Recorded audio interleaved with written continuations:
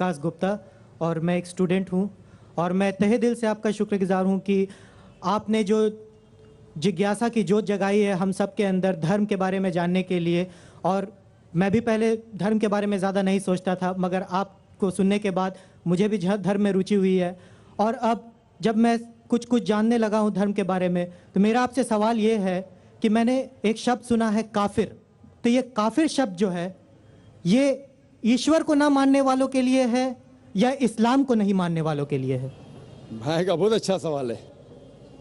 सवाल तो हमेशा पूछता है काफिर क्या, इसका सवाल जरा और अच्छा है माशाल्लाह भाई साहब का, कि काफिर का मतलब वो जो ईश्वर को नहीं मानता है, कि काफिर का वो मतलब है जो इस्लाम को नहीं मानता है। काफिर का सही मतलब है जो सही ईश्वर को नहीं मानता है। अगर आप गलत ईश्वर को मानते तो भी काफिर है, और सही ईश्वर का मतलब आपको इस्लाम में ही मिलेगा। इस्लाम के मानी है अपने ख्वाहिशें ईश्वर के हवाले करना। तो वो आदमी जो अपने ख्वाहिशें ईश्वर के हवाले नहीं करता है उसे कहते काफिर। अगर एक शख्स कहता है मैं ईश्वर में मानता हूं लेकिन ईश्वर की बात को नहीं मानता है तो भी काफिर होता है। आप समझ रहे ना? तो मुस्लिम का मतलब ये नहीं कि जिसका नाम सुल्तान है, जाकिर है, मोहम्मद है। मुस्लिम का मतलब वो शख्स जो अपने सारे ख्वाहिशें ईश्वर के हवाले करता है, उसको कहते मुस्लिम। और जो अपने ख्वाहिशें ईश्वर के हवाले नहीं करता है और कहता है कि जरूरत नहीं है, उसे कहते काफिर। तो अगर आप कहेंगे क्या मैं ईश्वर को मानता हूं, बुत परस्ती नहीं करता हूं, लेकिन फिर जो ईश्वर का कहना नहीं मानते और बोलते जरूरी नहीं है, तो उसे कहते कुफ। कुफ अरबी लफ्ज है जिसे कहते छुपाना, टू कंसील, या रिजेक्ट करना, नहीं मानना। तो अगर आप ईश्वर की बात को भी नहीं मानते तो भी आप काफिर हो जाते। आप मतलब कोई भी शख्स ना, नाम चाहे अब्दुल्ला हो, सुल्तान हो, राजेश हो या रामू हो, कुछ भी हो, अगर वो ईश्वर की बात को झुटलाता है, रिजेक्ट करता है, उसे अरबी में कहते हैं काफिर। बेशक। और मैं ये भी जानना चाहूँगा, जब मैंने इस्लाम के बारे में जानना चाहा तो मैंने इस्लाम के बारे में कुछ कुछ जो भी जाना तो उसमें मुझे कहीं ऐसा लगा कि ये सच नहीं हो सकता। इसीलिए मेरा ये मिसकंसेप्शन है या ये सही है, मैं ये आपसे जानना चाहूँगा कि ऐसा माना जाता है क्या इस्लाम में कि जो इस्लाम को ना माने या जो काफिर है उसे मार दिया जाए, काट दिया जाए, उसके फैमिली को लूट लिया जाए? क्या ये किस हद तक सच है और क्या उसको इस दुनिया में जीने का हक नहीं? माशाल्लाह भाई साहब ने बहुत अच्छा सवाल किया। वो कहता है कि मुझे ये गलत फहमी है और लगता है कि गलत है कि इस्लाम में काफिर को मार देना चाहिए, काट देना चाहिए।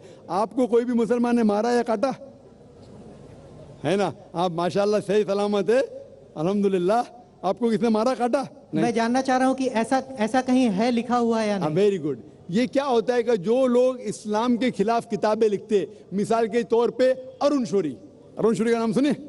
अरुण शूरी जो मिनिस्टर था चंद साल पहले, बहुत किताब लिखता है इस्लाम के खिलाफ, बहुत मशहूर है इस्लाम के खिलाफ। लोग क्या करते, कुरान मजीद की आयत उठाते, आउट ऑफ कॉन्टेक्स्ट, पस मंजर के खिलाफ लिखते, और एक आयत जो बहुत इस्लाम के क्रिटिक उछालते, वो सूरह तौबा की आयत, सूरा नंबर 9 आयत नंबर 5, और लिखते हैं कि कुरान में लिखा है जहां भी आप काफिर को पाएंगे, इनटू ब्रैकेट्स हिंदू, आप उनका कत्ल करो। आप अगर कुरान मजीद खोलेंगे, तर्जुमा पढ़ेंगे, तो उसमें लिखा है जहां भी आप काफिर को पाएंगे कत्ल करो, लिखा है। लेकिन ये आउट ऑफ कॉन्टेक्स्ट है, पस मंजर के खिलाफ है। पस मंजर जानने के लिए आपको आयत नंबर पहले से पढ़ना पड़ेगा। सूरह तौबा सूरा नंबर 9 आयत नंबर 1 से पढ़ेंगे। वहाँ लिखा हुआ है कि मुस्लिम और मुशरिक मक्का के, उनके बीच में एक पीस ट्रीटी थी, एक सुलह थी। ये पीस ट्रीटी, ये सुलह एक तरफा मुशरिकों ने तोड़ दिया मक्का के। जब अल्लाह ताला आयत नंबर 5 पे आते तो कहते हैं कि हम तुम्हें 4 महीने का वक्त देते हैं, 4 महीने की मोहलत, आप सुधर जाओ वरना ऐलान जंग। आपने सुलह की थी, आपने सुलह को तोड़ी, 4 महीने का वक्फा, सुधर जाओ वरना ऐलान जंग।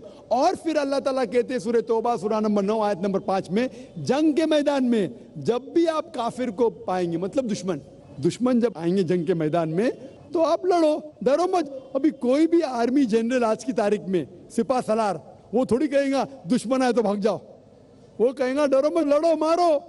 तो ये जंग के मैदान की आयत है कि आप जब देखेंगे तो डरो मत, मारो। जंग के मैदान में जब काफिर तुम्हें हमला करने आ रहे, मारो। और अरुण शूरी आयत नंबर 5 से उड़ी मारते आयत नंबर 7 में। उसने किताब लिखी वर्ल्ड ऑफ फतवास, इस्लाम के खिलाफ। आयत नंबर 5 से जब मारते हैं आयत नंबर 7 पे, 5 के बाद क्या आता है? 6 को खा जाते। क्यों? 6 में उसका जवाब है, उसके बीमारी का जवाब है। आयत नंबर 6 में सूरह तौबा के अल्लाह ताला फरमाते कि अगर कोई काफिर सुलह चाहता है उसे छोड़ो मत दो, उसे ऐसी अमन के जगह पर महफूज पहुंचाओ। क्या कहता है अल्लाह ताला?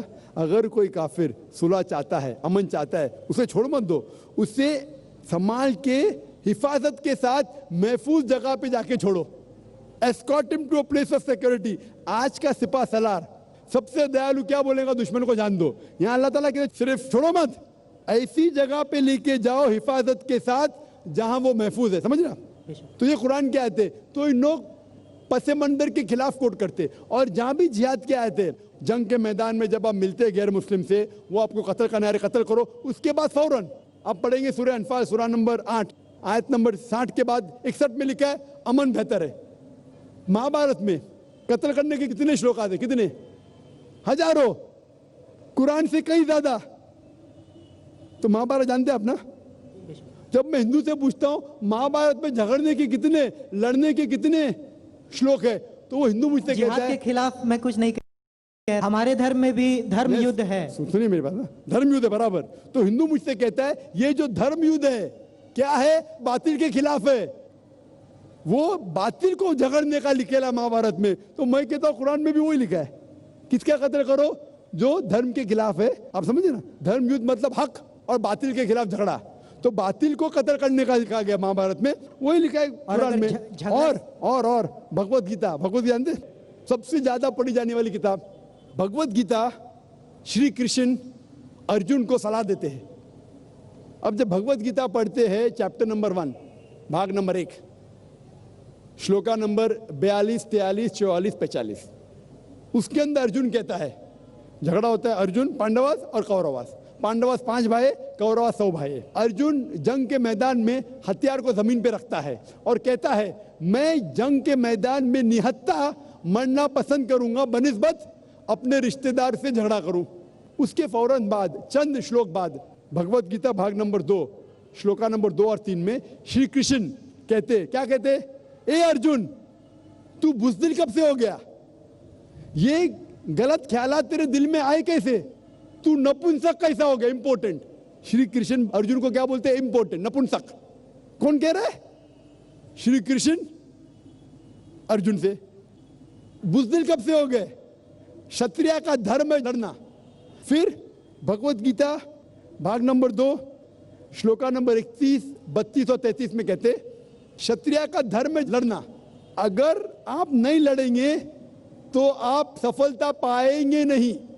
क्षत्रिय वो खुश नसीब है जिसे लड़ने का मौका मिलता है। और अक्सर लोग कहते हैं, एतराज करते, इस्लाम के दुश्मन, क्रिटिक्स, हमारे अल्लाह के रसूल ने एक हदीस में कहा था कि जिहाद के मौके पे जब मुजाहिद जंग के मैदान में जाता है, उसका कत्ल होता है तो वो जाता है जन्नत में। लिखा है सही बुखारी में किताब जिहाद जिल्द नंबर 4 हदीस नंबर 46 कि जंग के मैदान में जब मुजाहिद जाता है, उसका कत्ल होता है तो वो जाता है जन्नत में। अगर वो जिंदा वापस लौटता है तो उससे दुनिया की दौलत मिलती है। अक्सर लोग बोलते कैसा मजहब है, लड़ने पे कत्ल करने पे जन्नत जाएगा? गलत मजहब है। लेकिन भगवत गीता पढ़ेंगे भाग नंबर 2 मंत्रा नंबर 37, 37, श्री कृष्ण कहते अर्जुन से, ए अर्जुन उठ के लड़।